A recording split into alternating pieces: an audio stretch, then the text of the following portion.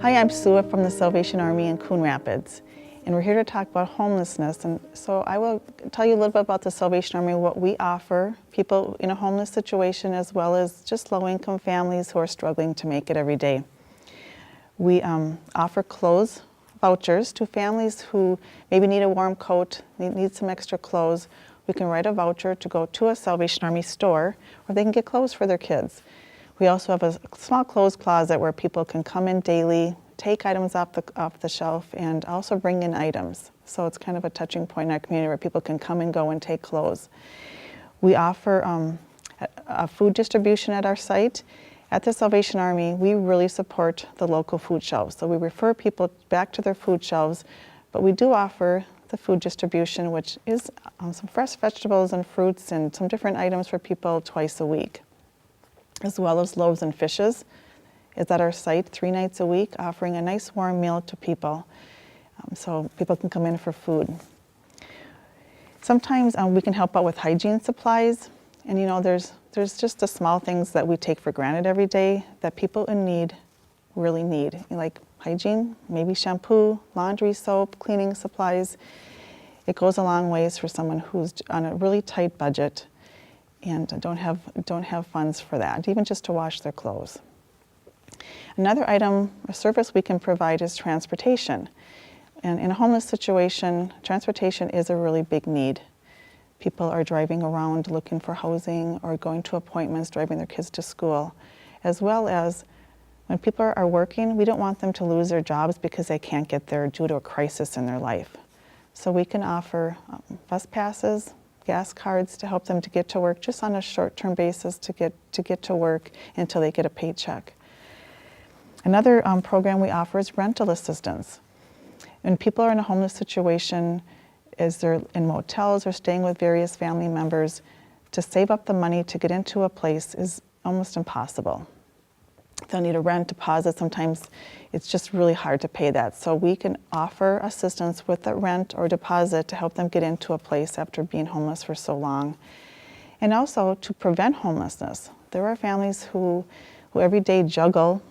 You know, maybe they have medical bills, medical issues that prevented them to going to work, car repairs. You know, there's a lot of single moms who would juggle. Do I pay my car? Do I get my car fixed? Do I go to work? How do I do this? You can't. So we can help with rental assistance for people in that situation. We have a program called Heat Share. We work with energy assistance in Anoka County to help people who are facing a disconnect on their gas and electric. Sometimes people find themselves in that situation, and we work with those 2 programs to help restore their energy. You know, we're here to talk about coordinated assessments, and the Salvation Army is just honored to be part of this brand new, innovative way to serve homelessness in Anoka County. I'm Dina DeGroat, and I volunteer with Hope for Youth, along with some other members of my thriving community. And we have gotten to know the services of Hope for Youth fairly well, and have been very, very impressed. The first time that we walked in, we could feel immediately the welcome of the volunteers and the staff there. Upon learning more about the services of Hope for Youth, we've been impressed by all of the donations of food and clothing, everything from tents, warm coats, underclothing, food that they can take with, the hot meals that are provided there every single day, 365 days a year, showers, laundry facilities. All of those things are very, very impressive and very necessary services for these youth.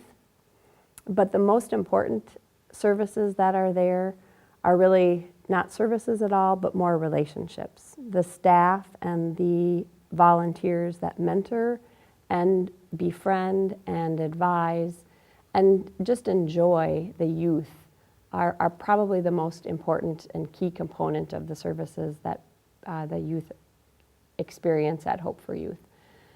We've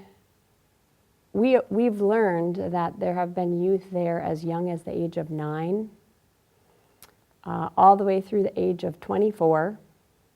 Some of them have something that resembles a family. Some of them have some place to stay at night. Some of them truly don't. Some of them are accompanied, and some of them are unaccompanied. They have no adult to connect to.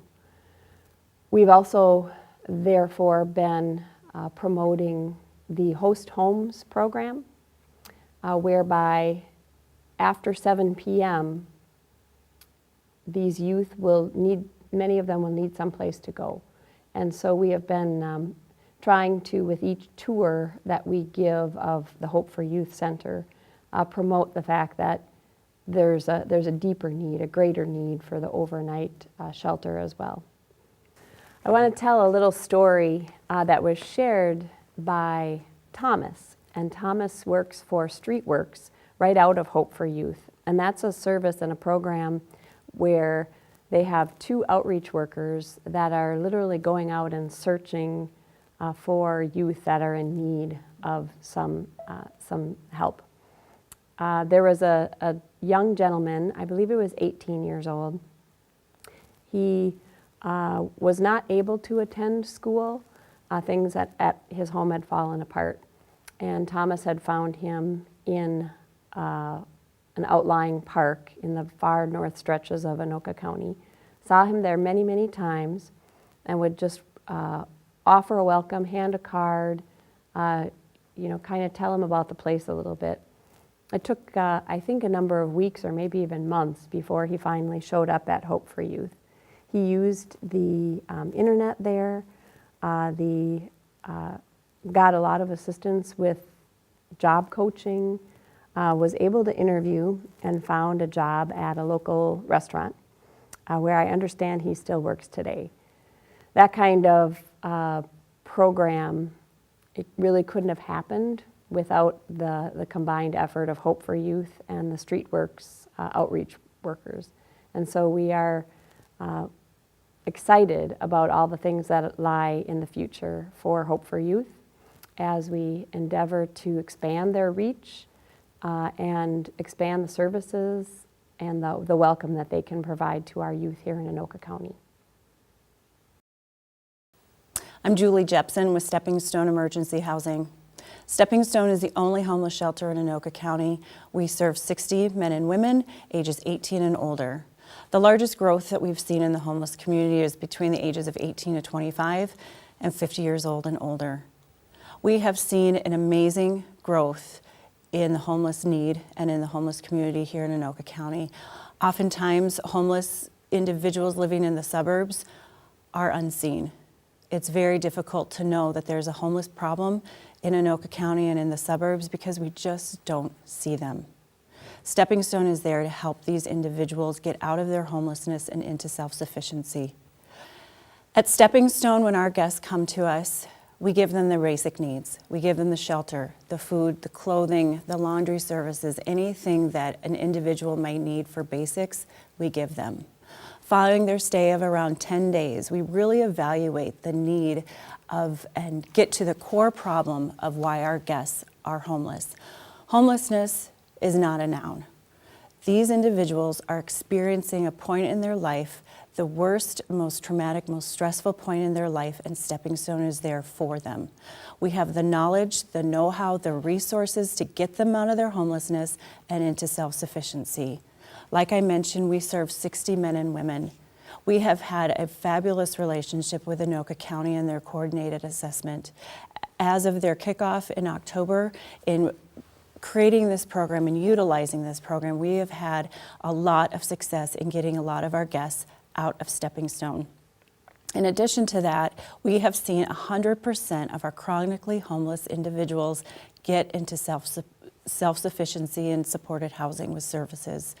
These individuals may have been able to find housing on their own, but I guarantee you, they never would have been able to keep it. These are the individuals who never will be able to work again. David, he came to Stepping Stone over a year ago. He is able to live on his own with support services and be able to be successful in our community that way. In addition to that, we also help our guests in a short-term basis who may just need financial assistance in getting out of the predicament that they found themselves in and becoming homeless. We also really encourage our youth to finish their high school education.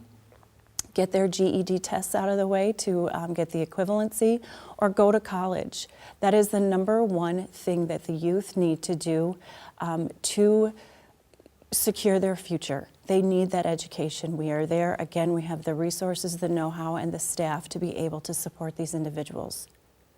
Stepping Stone relies heavily on volunteers. We have over 200 volunteers a year that come in and help our guests. The biggest thing that we need, there are two types of volunteers that we need. We need an individual who is part of a small group, whether it's their church, their neighborhood, their work colleagues, to come in and serve a meal to our guests. Our guests love the community coming in and supporting them, because when they move out, this is the community that they are going to need their help and support from. In addition to that, we need professionals to come in. Everyone knows a skill. Everyone has a talent. Everyone has a passion that they may not think is worthwhile or valuable, but let me tell you, it is to our guests.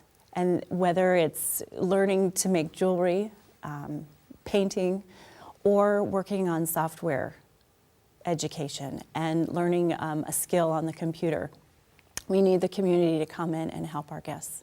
Stepping Stone Emergency Housing is the place for any homeless individual to go. We love to help the homeless community of those kids who are 18 and older, and any adult. Our focus at Stepping Stone is to inform the community on the homeless situation that is affecting each and every person living in this community. But our goal is on those homeless individuals. We help them, we house them, and we move them into self-sufficiency, so when they come back into your community, they are a vital part of our lives. My name is Sue Peterson, and I'm the case manager for Family Promise in Anoka. We are the only homeless shelter serving families who are experiencing homelessness.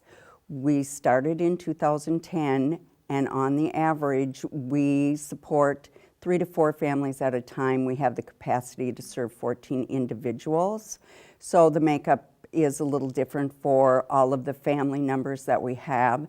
Families can stay with us up to 90 days, and during that time, they receive case management services, as well as connect them to all the other resources that they need in the county that provide all of the other things that they need to have done to be able to motivate them to move forward in their lives and move into suitable housing. On the average, their stays are anywhere to 30 to 90 days. However, at this point, we are finding that some of our families need to stay with us a little longer due to the price of market rate rent. We started working in October with Anoka County to implement the coordinated assessment program, which has worked really well for us, and our families are able to find housing a lot quicker.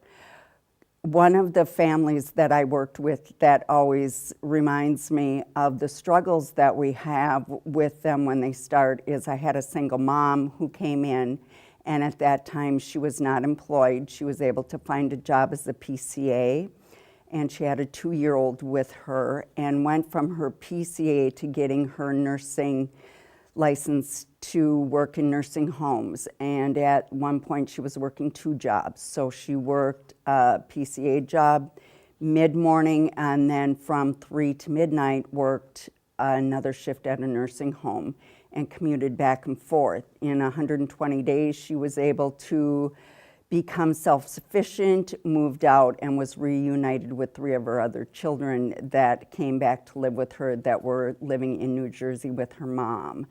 We are always looking for volunteers to provide assistance to us, whether it is in doing day center volunteer hours, which are weekend hours, Saturday from 7 a.m. to 12, and then from 12 to 5 in the afternoon, and on Sunday afternoon from 12 to 5. We are what is considered an interfaith hospitality networking program, so we partner with 16 other churches that provide the evening meal and sleeping accommodations for our families. And the families are picked up from the day center, taken to the church where they're fed their evening meal, they sleep, they wake them up, bring them back to the day center where the families have the ability to do searching for housing as well as employment. We promote that they find employment first because landlords need to have verification of employment for them to even look for housing. So those pieces are done at the day center, and then the churches are always looking for volunteers as well to help either provide an evening meal, serve a meal, stay overnight, provide activities for the children.